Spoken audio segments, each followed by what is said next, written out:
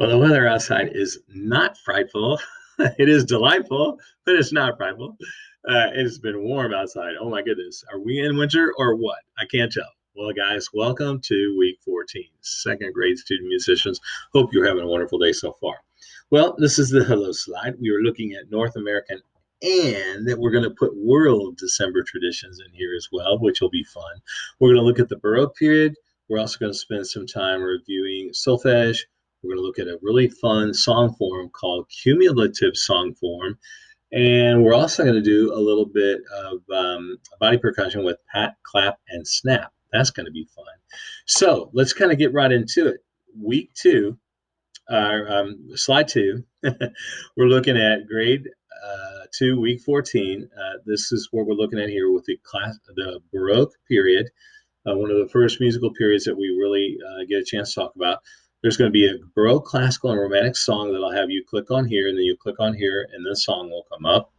All right. After that, there'll be a Baroque period. You'll click on that. There'll be a short, informative piece about the Baroque period, just some interesting information for you to know.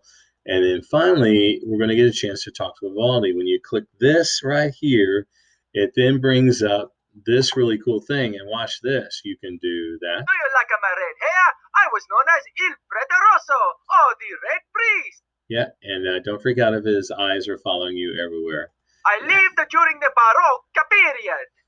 Somebody had fun creating this character. I was a virtuoso violinist, which means I was really good. There you go. All right. My most famous piece is called The Four Seasons. Yeah, I'm not sure if he was modest or not, but hey. Then it talks about where he lives. So here, you'll do things like this, and you'll discover, okay, where is Europe? Well, some of you might be a lot better at this than I am. Ah, there's Europe. Then you'll click this next arrow. You'll learn some fun facts. Pizza made in Naples. Italy had more hotel rooms than any other country in Europe. Has 3,000 museums. 55 pounds of pasta is eaten every year by the average Italian. How cool is that? Now, what I wonder is, as you look at all these European countries here, all these northern ones, and England and France and all this stuff, how many of you know exactly where Italy is? Well, let me give you a hint. It looks like a boot. Literally looks like it's got a heel and a toe and a boot right here, big boot. Watch this. Boom, chicka boom. There's Italy. So I kind of helped you with this a little bit, but the rest of it will be all up to you. How's that? The next one, it shows like, where is Venice on the map? Is this Venice? Nope. Amo la pizza. I love the pizza. Somebody loves pizza. That's great. All right. Look, it's the Colosseum. The capital of Rome. Quella è una bella pittura. This is a beautiful painting.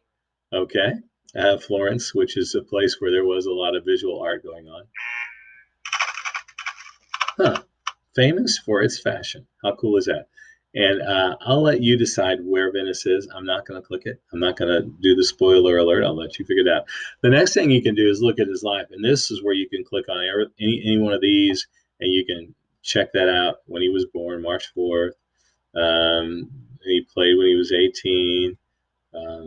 Okay. And you can click on each one of these, and it'll tell you a little bit more about each of these different places. Then you'll see one that talks about his great music.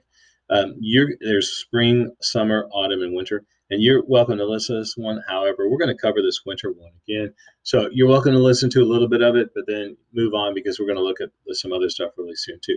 And then finally, a quiz. You can check and press these answers and see if you're right.